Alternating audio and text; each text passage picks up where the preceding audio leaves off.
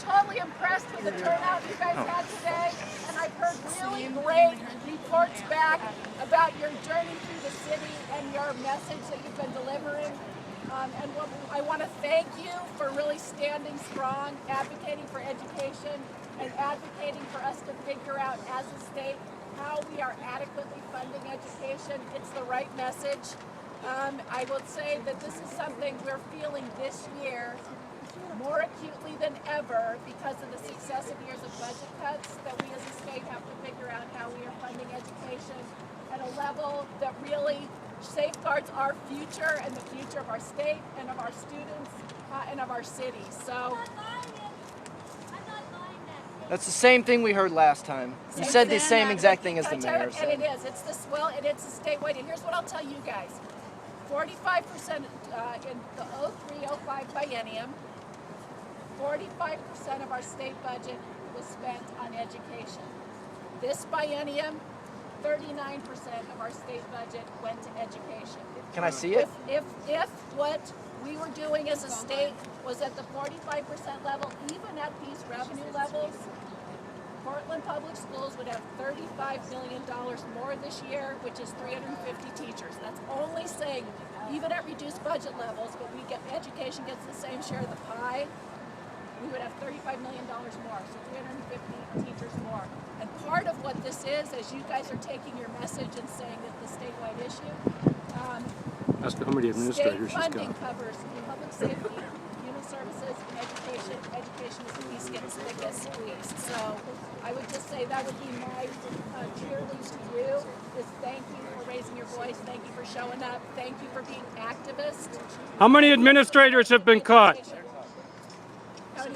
How many administrators? Yeah, versus teachers. What's the ratio? Right now, 39 administrators have been cut out of central office. And how many teachers? And budget, 110 are slated to be cut. Thank you. Where's the dialogue? Why can't you talk to us about it? And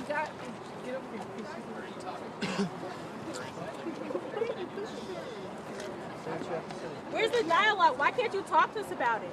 And what would you like to talk? What are you going to talk About the closure. Like, you just sitting up there closing our schools. You're closing Harriet Tubman School. I've been going to since 6th grade, since it opened. All you just did was last year. you just told us closing, and then you lied and said the date earlier. You said April something, and you said now it's earlier than that. You said it in like May. You said you're going to close our school in May. You're going to make the decision. You said that, and then you lied and did it before that. There was nothing. You didn't talk to us. You didn't give us enough time. I'll just say, so I'm going to say two things. One is Portland Public Schools has been in a position of having to close schools and close programs as we've had shrinking resource. So it's one of the things that is not, it's not a thing we would want to do. It's not a thing that we think is right for kids. And that we value our small schools, and as the budget shrinks, we have less capacity to keep them open. The dates on Harriet Tubman, we had two dates. One was when is the budget as a whole being decided on, and when were the school closures that were part of the budget being decided on. So there were two different dates, and I know the one, the May 14th is the budget as a whole. Yeah, but Kara was saying... I know, Holly, and you know what? I'm going to get called back in because I'm getting, this is what I agreed to do, is come on down and talk to you guys and just acknowledge you guys. And we've had hearings on Harriet Tubman. I'm happy to do more conversation with you about it if you want to.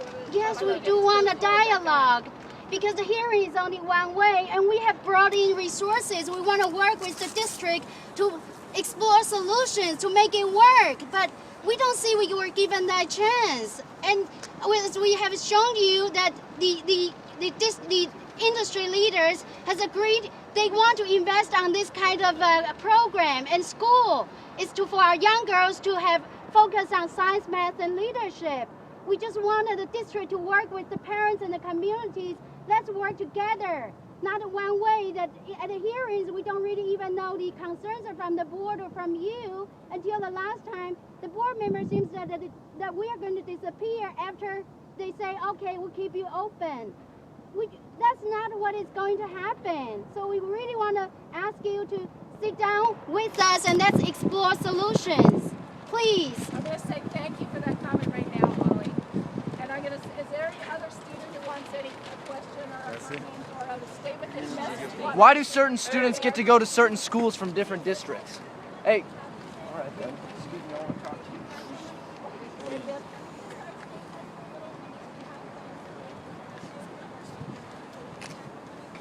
So this is part of why we're saying this is a state conversation. There are limited ways that an individual school district gets to raise revenue. We can apply for grants and do things that end up being short term.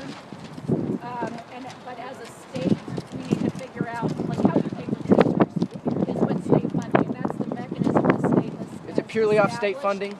So this is where the level of the TV. And what have you been doing to talk to What the about state booster clubs? legislature? How have you been putting pressure on them to not close these schools for these students? I'm a parent, and I think it's sinful what's been happening to our schools.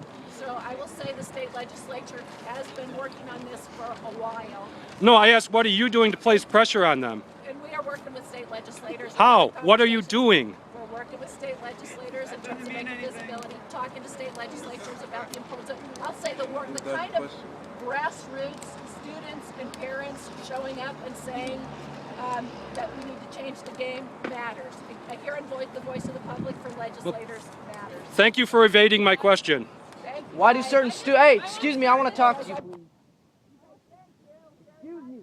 You don't have to be on a schedule all the time. Yeah, you care a lot. Who are you? Who's your boss? Why do you have to leave? Aren't you the boss?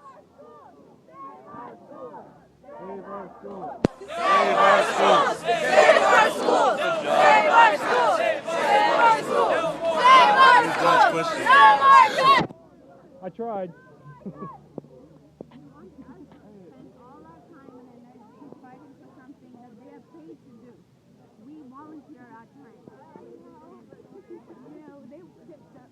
On the kids and on the parents. Why shouldn't we? We pay our taxes. We at least deserve an education. Thank you. I agree. Hey, you did a great job. Can I ask you to talk a little bit more about your frustrations? Too many.